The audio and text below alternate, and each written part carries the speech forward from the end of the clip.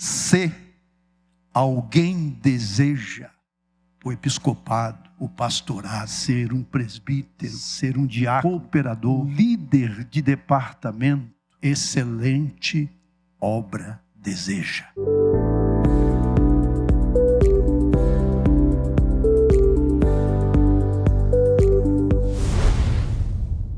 Segunda carta de Paulo aos Coríntios, no capítulo 6, nós vamos ler versículo 1, 2, 3 e o versículo 4, a primeira parte apenas do versículo 4. Os irmãos que estão com o livreto, a apostila, os irmãos vão encontrar aí a matéria, a disciplina, na página 29. Nós estaremos falando sobre ética ministerial. Segunda carta de Paulo aos Coríntios, capítulo 6, versículos 1, 2, 3 e 4. Assim está escrito: e nós, cooperando também com ele, vos exortamos a que não recebais a graça de Deus em vão. Porque diz: ouvi-te em tempo aceitável e socorri-te no dia da salvação. Eis aqui agora o tempo aceitável, eis aqui agora o dia da salvação. Não dando nós escândalo em coisa alguma, para que o nosso ministério não seja censurado. Antes, como ministros de Deus, tornando-nos recomendáveis em tudo. Quantos podem glorificar o nome do Senhor pela leitura da sua palavra? Meus amados, antes de entrar diretamente no estudo propriamente dito, permitam-me fazer aqui uma abordagem sobre o que iremos tratar nesta noite. Esse estudo, baseado no tema proposto pelos organizadores deste importante evento, tem como objetivo dissertar sobre 5 pontos, como os irmãos têm aí na apostila. Pontos esses que considero extremamente relevantes, não somente para a nossa vida ministerial, mas também para a nossa vivência em quaisquer área da nossa existência. Como os irmãos podem observar aí, estaremos falando sobre, se o tempo nos permitir, falando sobre ética ministerial, fundamentos e aplicações. E tem 7 modelos de ética e sua aplicação ao ministério. Ética ministerial, fundamentada em 1 Timóteo 3, de 1 a 7. A ética ministerial à luz de 2 Coríntios, capítulo 6, versículos de 1 a 4, parte A. E ética ministerial na era digital, conduta cristã nas redes sociais. Pois bem, prezados, em se tratando de ética, nós precisamos recorrer um pouco, pelo menos para termos uma ideia, à parte filosófica.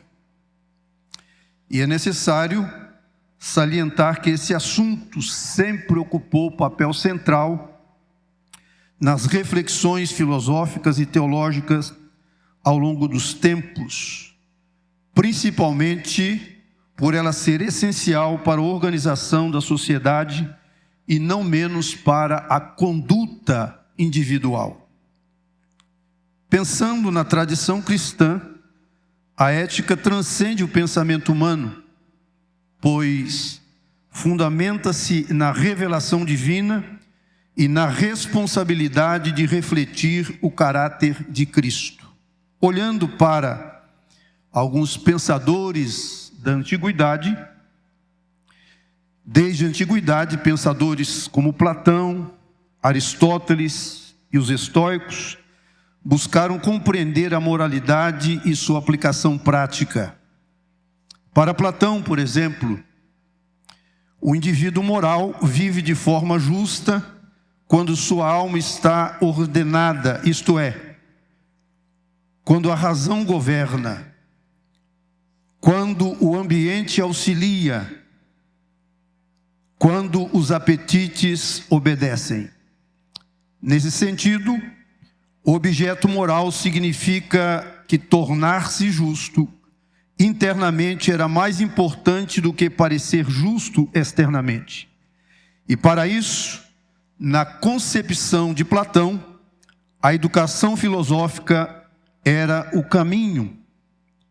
Para Aristóteles, o homem virtuoso age com equilíbrio, age com prudência e moderação, sempre ajustando suas ações às circunstâncias concretas.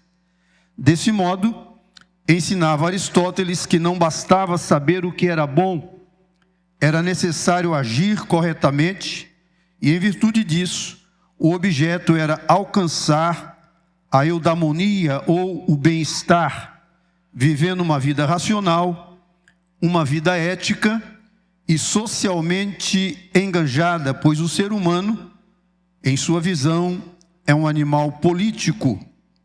Os estoicos, por sua vez, entendiam que a moralidade se manifesta na autossuficiência interior, no domínio das paixões e no exercício das virtudes cardeais, tais como sabedoria, coragem, justiça e temperança.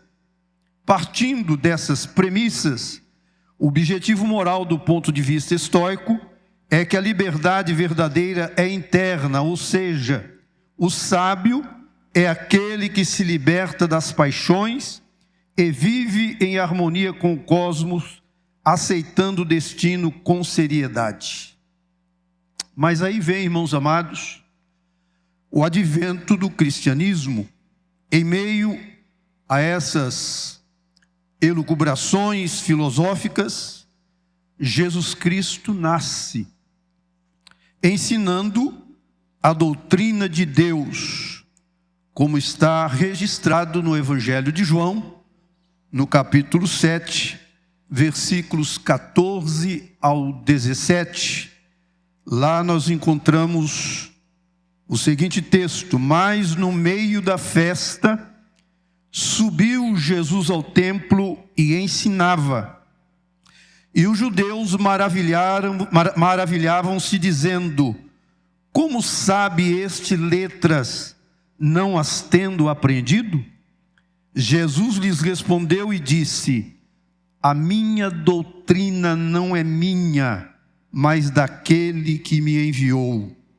Se alguém quiser fazer a vontade dele, pela mesma doutrina, conhecerá se ela é de Deus ou se eu falo de mim mesmo. Então, com o advento do cristianismo, figuras como Agostinho e Tomás de Aquino destacaram 3 pontos basilares para fundamentar seus entendimentos sobre ética: o amor a Deus, o amor ao próximo, a lei natural como fundamentos da vida ética. Por consequência, tanto para Agostinho de Hipona quanto para Tomás de Aquino, o amor é o princípio fundamental da moral cristã, tendo em Deus seu ponto de partida e no próximo sua expressão concreta. Agostinho compreende o amor a Deus como o eixo da vida virtuosa, afirmando que todas as outras virtudes são autênticas apenas quando orientadas pelo amor divino, pois, em sua concepção, a máxima "ama e faz o que quiseres" expressa sua convicção de que o verdadeiro amor transforma o querer humano. Já Tomás de Aquino, influenciado por Aristóteles, sistematiza o amor a Deus como o bem supremo ou o sumo bem, como sendo o fim último do ser humano. Partindo desse pressuposto, Aquino ensinava que o amor ao próximo é consequência direta desse amor, pois é impossível amar verdadeiramente a Deus sem amar aqueles que foram criados à sua imagem.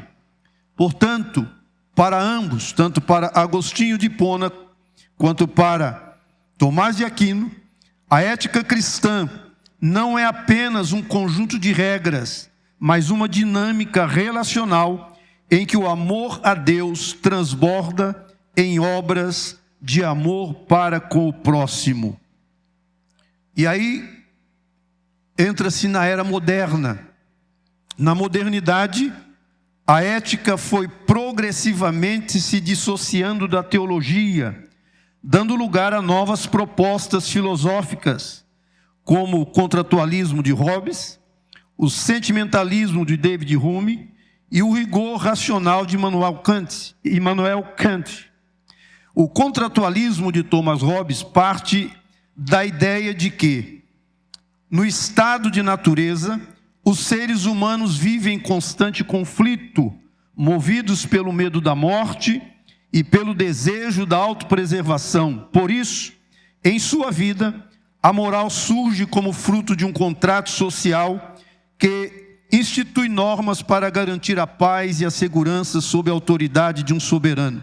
Em contraposição, David Hume fundamenta a moralidade não na razão, mas nos sentimentos e na sensibilidade humana, afirmando que o senso moral nasce da empatia e da capacidade de sentir aprovação ou repulsa diante das ações alheias.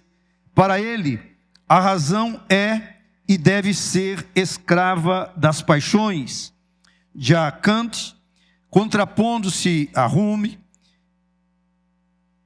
propõe uma moralidade fundada no rigor da razão pura, defendendo que o agir ético deve obedecer ao imperativo categórico, segundo o qual se deve agir apenas segundo máximas que possam ser universalizadas.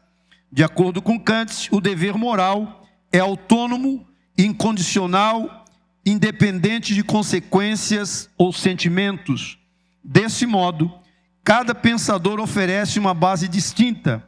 Hobbes valoriza a convenção social, Hume a afetividade, Kant a racionalidade como essência da moral. E aí, irmãos, depois de observarmos essas questões filosóficas, entra a ética bíblica.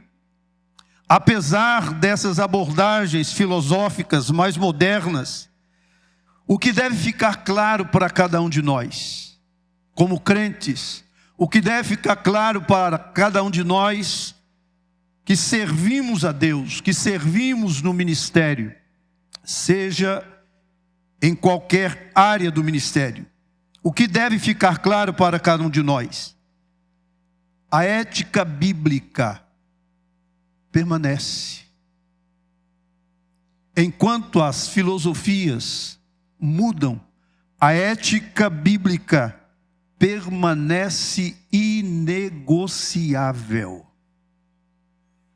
A ética bíblica sobrepuja qualquer filosofia. Quantos podem glorificar o nome do Senhor? Então, se não for demais, se os irmãos puderem, é bom interagirmos. Se não for demais, os irmãos poderiam repetir comigo: a ética bíblica permanece inegociável.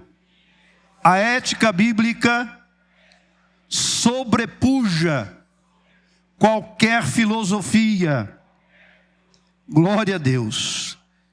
O que significa isso?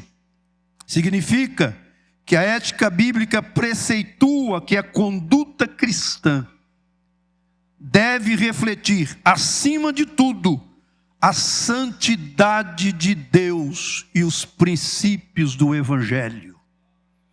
Então, acima de qualquer filosofia, a ética bíblica preceitua que a conduta cristã deve refletir, acima de tudo, a santidade de Deus e os princípios do Evangelho. Glória ao nome do Senhor. E para o ministro do Evangelho, o que isso significa? Para o ministro do Evangelho, isso implica, de acordo com o apóstolo Paulo, viver de forma irrepreensível diante de Deus e diante das pessoas, conforme 1 Timóteo 3, de 1 a 7, que nós estaremos vendo daqui a pouco, e de acordo com 2 Coríntios 6, de 1 a 4, parte A, que nós lemos aqui. Se o tempo permitir, nós vamos esmiuçar um pouquinho. O ministro, ainda estamos na parte introdutória, o ministro e o desafio com a era digital. Hoje, o desafio ético se amplia com a era digital. Isso porque as redes sociais, ao mesmo tempo que ampliam o alcance do evangelho, exigem prudência e discernimento para que o testemunho cristão não seja prejudicado. Nós estamos vivendo na era da tecnologia e precisamos tomar muito cuidado com as redes sociais. A ética ministerial nas plataformas, como é público e notório, a ética ministerial nas plataformas digitais envolve não apenas o conteúdo das postagens, mas o espírito com que cada interação é conduzida. Então, compreendendo a ética ministerial à luz das Escrituras. Então, é vital para preservar o testemunho cristão, fortalecer a igreja e glorificar a Deus em um mundo cada vez mais exposto e conectado. Os irmãos poderiam repetir comigo? Compreender a ética ministerial à luz das Escrituras é vital para preservar o testemunho cristão, para fortalecer a igreja e glorificar a Deus em um mundo cada vez mais exposto e conectado. Glória a Deus. Ética ministerial, fundamentos e aplicações. Os irmãos têm aí na apostila. Aí temos a definição da ética, vem do grego ethos, que significa costume ou modo de ser. É o ramo da filosofia que investiga os princípios e fundamentos da moralidade, buscando determinar o que é certo ou errado na conduta humana, com base na razão, na virtude e nos valores sociais. Ética e moral. Ética e moral. A ética difere da moral por ser uma reflexão crítica sobre costumes e normas, enquanto a moral refere-se às regras e práticas específicas de uma sociedade. Dito de outro modo, a moral está relacionada ao conjunto de regras, valores e costumes que orientam o comportamento das pessoas dentro de uma sociedade. A ética, por sua vez, é o estudo crítico e reflexivo sobre essas regras e valores, buscando entender se são justas, coerentes e corretas tais normas. Resumindo o conceito, tanto de moral quanto de ética, enquanto a moral diz o que se deve ou não fazer, a ética questiona por que se deve agir dessa forma. Se os irmãos puderem repetir comigo, para ficar bem gravado. Enquanto a moral diz o que se deve ou não fazer, a ética questiona por que se deve agir dessa forma. Vamos ver agora a ética no contexto ministerial.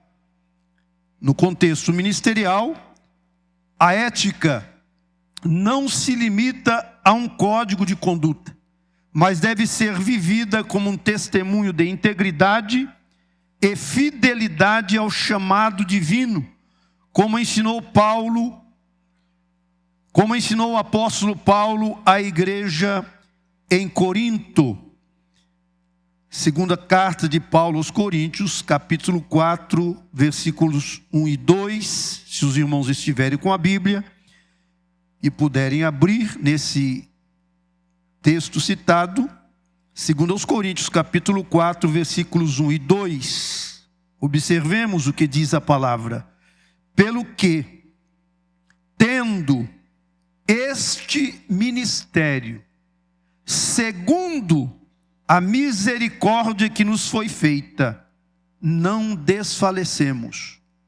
Antes, rejeitamos as coisas que por vergonha se ocultam, não andando com astúcia, nem falsificando a palavra de Deus. E assim nos recomendamos à consciência de todo homem, na presença de Deus, pela manifestação da verdade. Glória seja dada ao nome do Senhor. Vou pedir mais uma vez aos irmãos, se é uma forma didática, para ficar gravado. Repita comigo. Antes, rejeitamos. Outra vez, rejeitamos. É uma escolha que cada um deve fazer. Paulo está falando de escolha. Antes, rejeitamos as coisas que por vergonha se ocultam, não andando com astúcia, nem falsificando a palavra de Deus. E assim, nos recomendamos à consciência de todo homem, na presença de Deus, pela manifestação da verdade. Eu preciso rejeitar aquilo que não agrada a Deus. É uma escolha pessoal.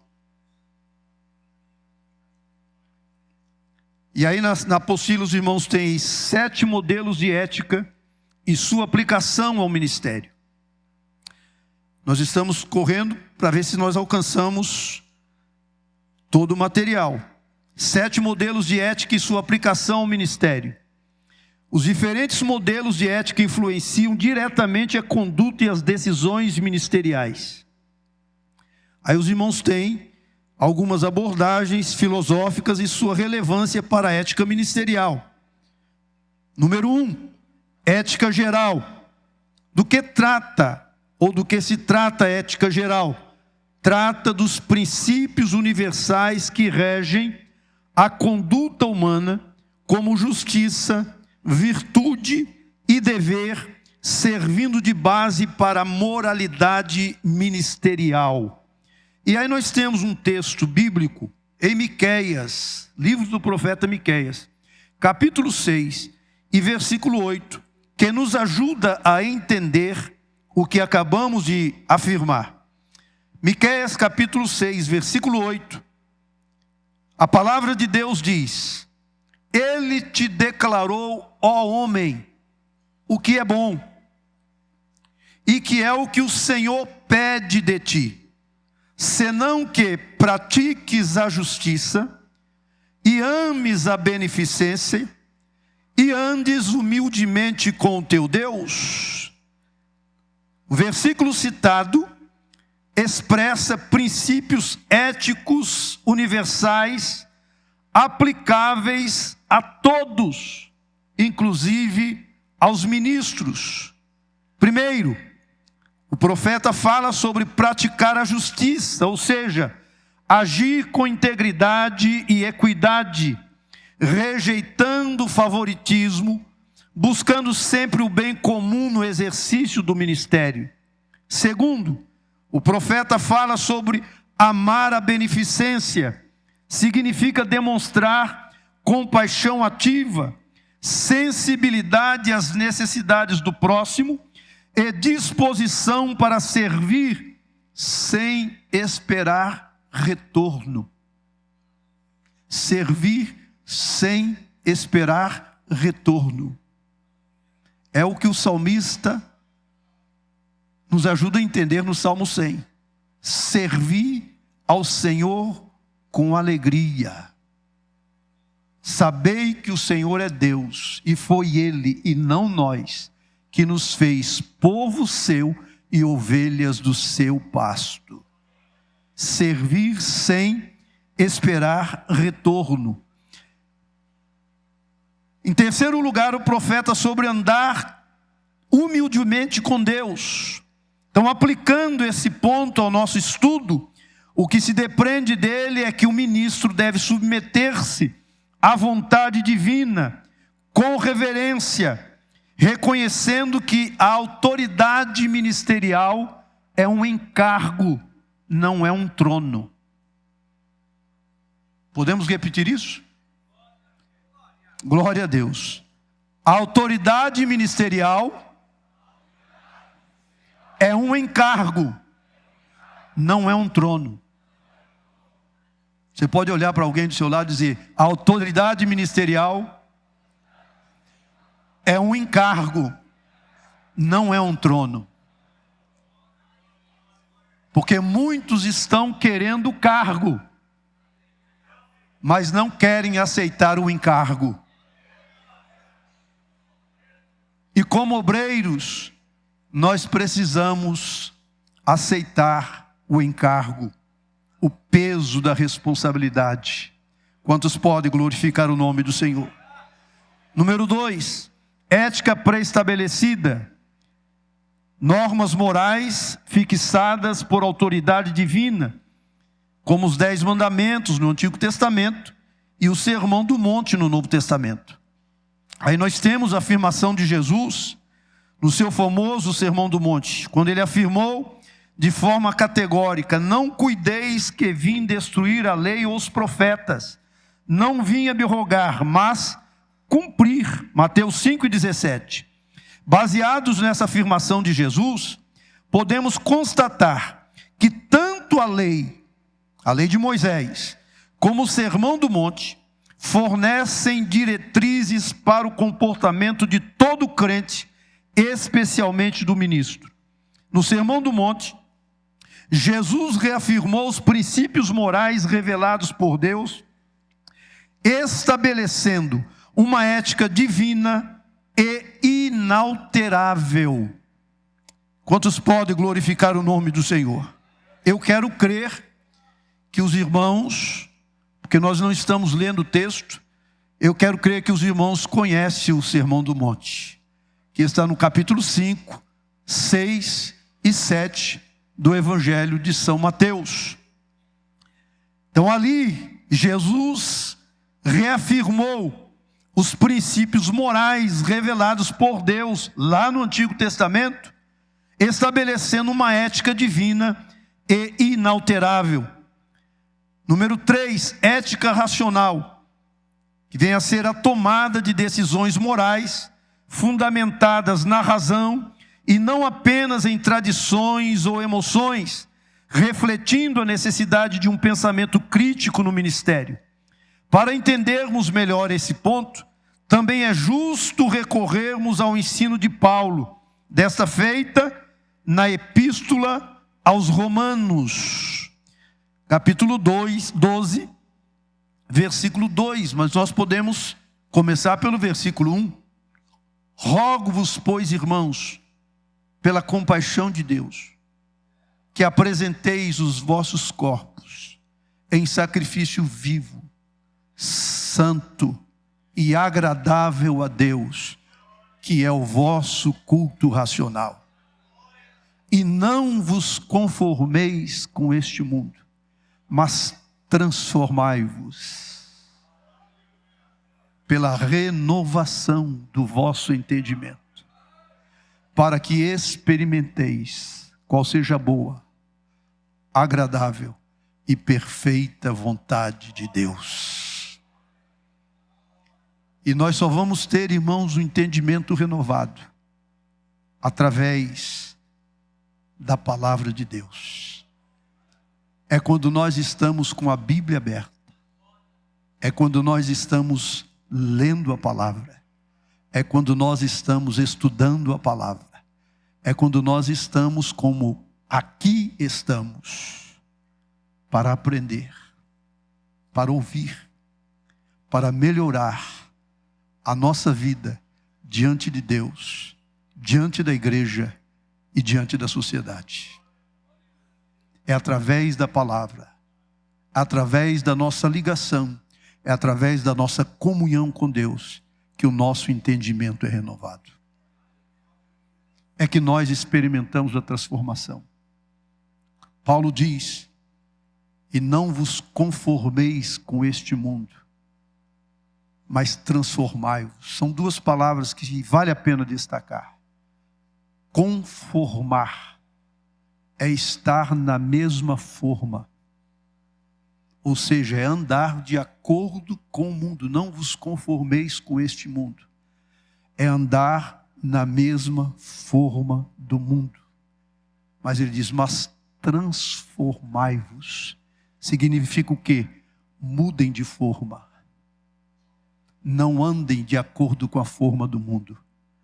Mudem de forma. Peguem a forma adequada. Olhem para cá, por favor. Peguem a forma adequada. Aleluia.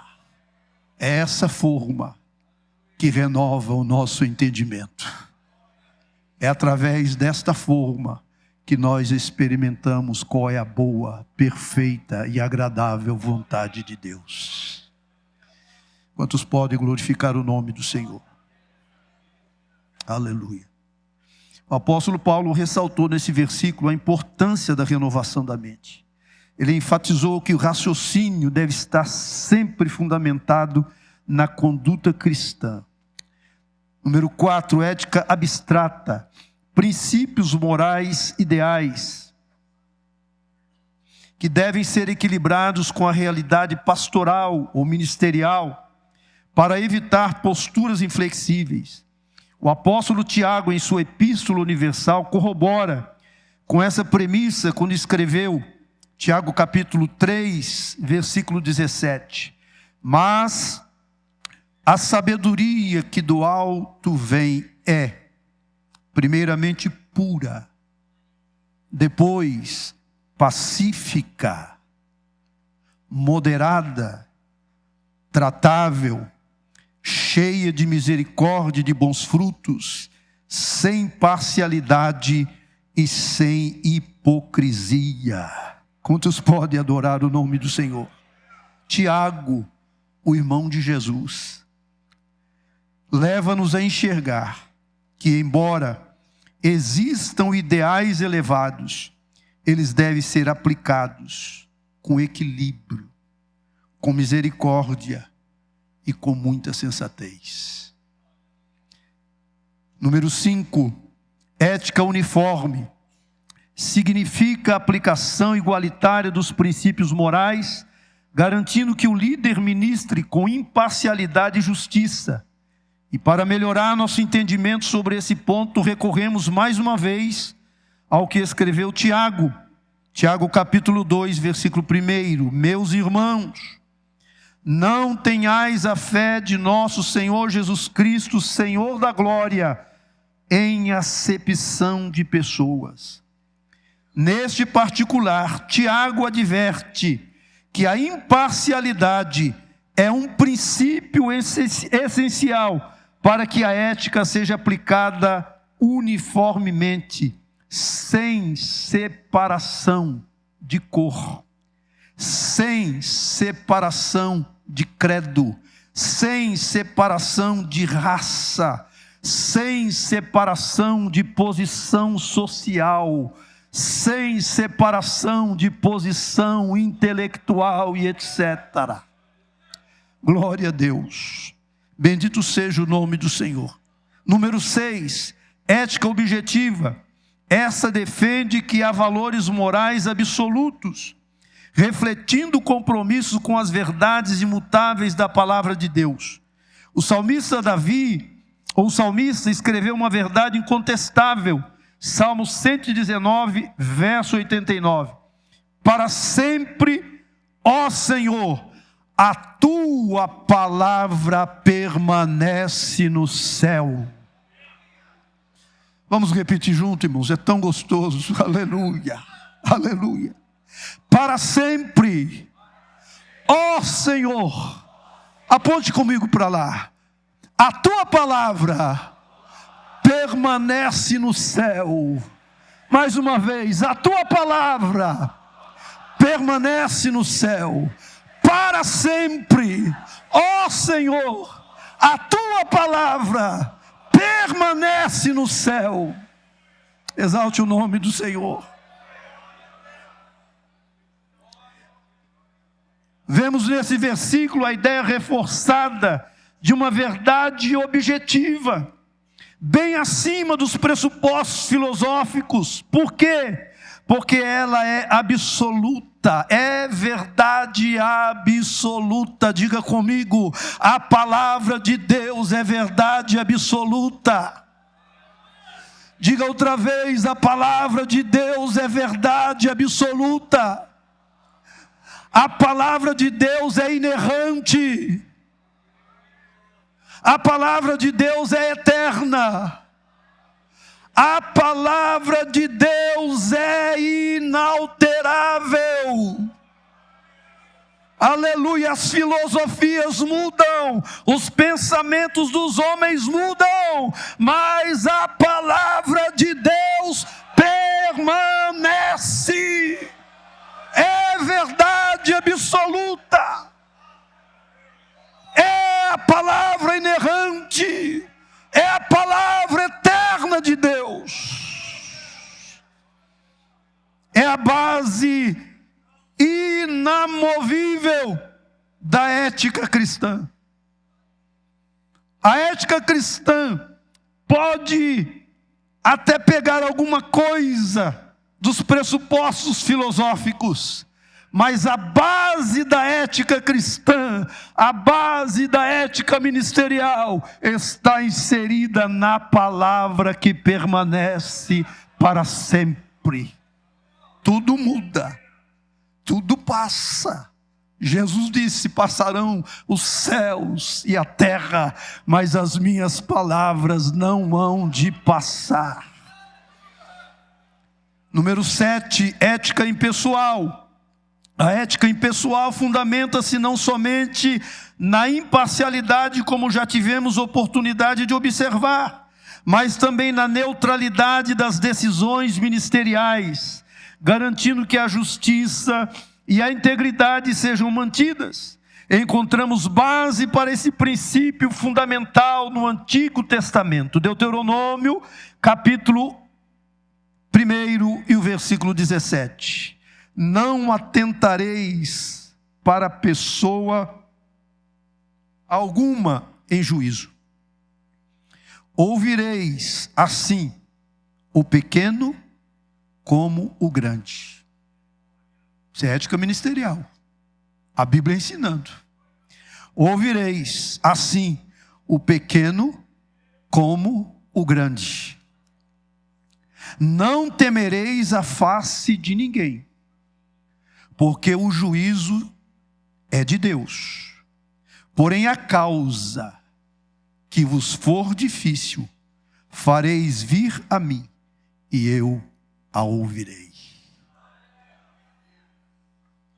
Aquilo que vocês não conseguirem resolver, depois de ouvir, tanto o pequeno como o grande, se vocês não conseguirem, tragam a mim. Não queiram resolver da maneira de vocês. Aleluia. Moisés era o líder. Essa igreja tem um líder, colocado por Deus. As coisas que são mais fáceis, o obreiro resolve lá na congregação. Mas as coisas mais difíceis, não queira resolver da sua maneira, do seu jeito, ao seu modo, procure o homem de Deus. Se ele não puder resolver na hora, ele vai fazer igual Moisés. Ele vai entrar na presença de Deus. Ele vai colocar a causa nas mãos do Senhor. E ele vai esperar a resposta de Deus. Quantos podem exaltar e glorificar o nome do Senhor? Então aqui, irmãos amados, a imparcialidade e a integridade são exigidas dos líderes como reflexo de uma ética impessoal e justa. Então vamos resumir aqui esses 7 modelos. Cada um desses modelos tem implicações práticas no ministério, pois um líder cristão precisa equilibrar firmeza moral com sabedoria pastoral, com sabedoria ministerial. Voltemos, portanto, irmãos, o nosso olhar para a ética ministerial, fundamentada em 1 Timóteo 3, de 1 a 7, onde Paulo apresenta importantes critérios para aqueles que exercem ou aspiram ao ministério pastoral. Paulo começa dizendo, nós não vamos ler o texto para economizarmos um pouco do tempo, mas é um texto bastante conhecido.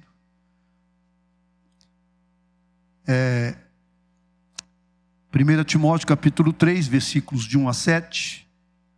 Paulo começa dizendo, presta atenção, irmãos.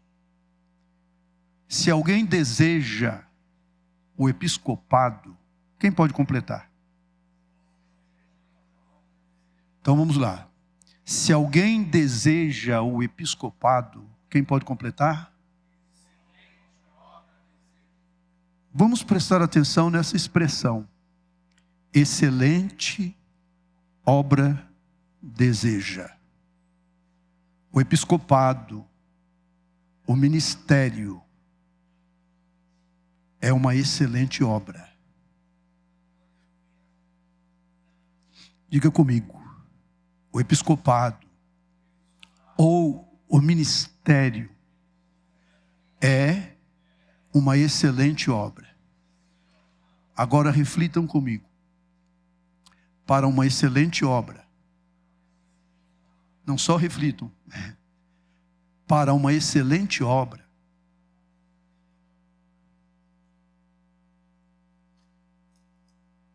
ninguém vai pegar pessoas que não estejam qualificadas para uma excelente obra. Paulo está dizendo, quem deseja, não é pecado desejar. Ele está deixando isso claro. Se alguém deseja o episcopado, se alguém deseja o pastorado, se alguém deseja ser um presbítero, se alguém deseja ser um diácono, porque lá na sequência ele vai falar dos diáconos, se alguém deseja ser um cooperador, se alguém deseja ser um líder de departamento, excelente obra deseja. Não é pecado desejar. Agora, pensemos juntos. Se alguém deseja o episcopado, excelente obra deseja. Então, para uma excelente obra, Deus precisa de homens excelentes. Então diga comigo, para uma excelente obra, Deus precisa de pessoas excelentes. Então é isso que a palavra de Deus ensina. Para essa obra excelente, Deus precisa de nada menos do que pessoas excelentes. Que busquem a excelência, que lutem, que se esforcem, que busquem a Deus em oração, que busque a palavra de Deus, que busque colocar em prática o que está no Salmo 1. Antes, medita nela, na palavra, de dia e de noite. De dia e de noite. De dia e de noite. De dia e de noite. Bendito seja o nome do Senhor. Deus precisa de pessoas excelentes. Diga comigo, Deus precisa de pessoas excelentes para esta obra que é excelente. Glória a Deus. Deus precisa de pessoas excelentes no agir. Deus precisa de pessoas excelentes na conduta. Deus precisa de pessoas excelentes no comportamento. Deus precisa de pessoas excelentes na sua maneira de falar. Deus precisa de pessoas excelentes onde couber a excelência. Diga comigo, Deus precisa de pessoas excelentes onde couber a excelência. Então, partindo desse ponto de vista, Paulo destaca na sequência alguns padrões elevados de conduta e caráter. O apóstolo Paulo estabelece requisitos essenciais para o ministério, incluindo, em primeiro lugar, a vocação ministerial e o caráter irrepreensível. O termo irrepreensível significa que o líder deve ter um testemunho íntegro e sem acusações contra a sua moralidade. Isso aponta para uma ética ministerial fundamentada na transparência e na coerência entre vida e pregação. Ou seja, o ministro deve viver o que prega para pregar o que se vive. Podemos repetir juntos? O ministro deve viver o que prega para pregar o que se vive. Paulo fala de relacionamentos interpessoais e equilíbrio emocional. Paulo menciona traços como moderação, sensatez, respeito e hospitalidade, aspectos essenciais para um ministério saudável. A ética ministerial exige um tratamento justo e amoroso para com as pessoas, independentemente de diferenças pessoais. Paulo fala da proibição contra o vício, quando ele diz, não dado ao vinho. Paulo fala da violência, quando ele fala do que deseja o episcopado, não espancador. Ele ressalta a necessidade de disciplina pessoal. O ministro deve demonstrar domínio sobre impulsos, pois escândalos podem desmoralizar sua liderança. Paulo fala de liderança doméstica como reflexo da liderança eclesiástica. A capacidade de governar bem a própria casa reflete seu compromisso com a igreja. A família é um reflexo direto da ética do líder, pois se ele não governa bem sua casa, como cuidará da igreja de Deus? Paulo fala de maturidade espiritual e humildade. Líderes imaturos, ou seja, neófitos, podem se ensoberbecer e cair no orgulho, desviando-se do propósito do chamado. A ética ministerial exige maturidade para lidar com autoridade e influência sem se corromper. Paulo fala sobre reputação perante a sociedade. O líder deve ter boa reputação entre os de fora para não cair em descrédito. Isso reforça que a ética ministerial não é apenas uma questão interna da igreja, mas tem implicações públicas. Somos uma carta lida por todos que estão ao nosso redor. Mais do que ouvir o evangelho, as pessoas estão lendo a nossa vida. Diga comigo, mais do que pregar o evangelho, as pessoas estão lendo as nossas vidas.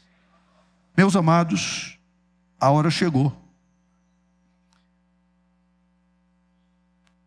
Pastor Anderson, não deu para terminar. Mas os irmãos têm aí a apostila e poderão em casa meditar, se aprofundar e expandir, porque mergulhando na palavra de Deus a gente vai descobrindo muitas coisas importantes. Amém?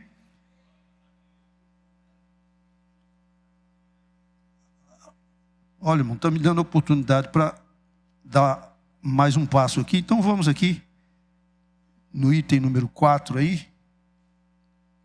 A ética ministerial à luz de 2 Coríntios, capítulo 6, versículos de 1 a 4. O apóstolo Paulo apresenta 3 aspectos fundamentais da ética ministerial que podem e devem ser aplicadas ao líder cristão.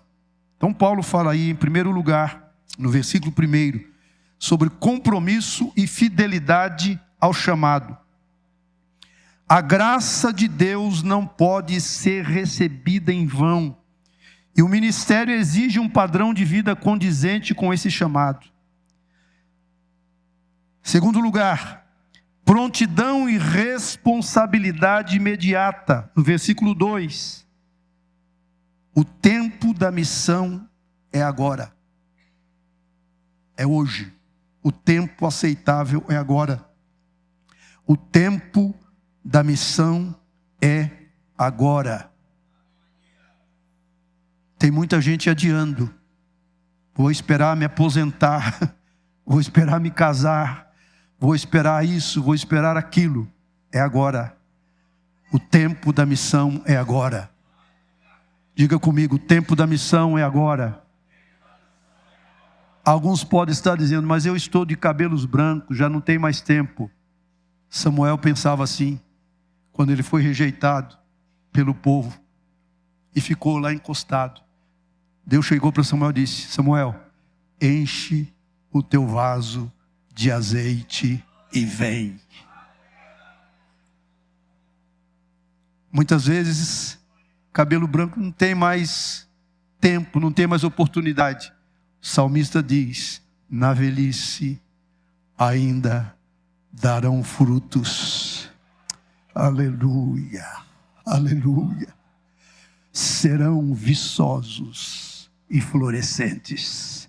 Observem que isso é muito importante.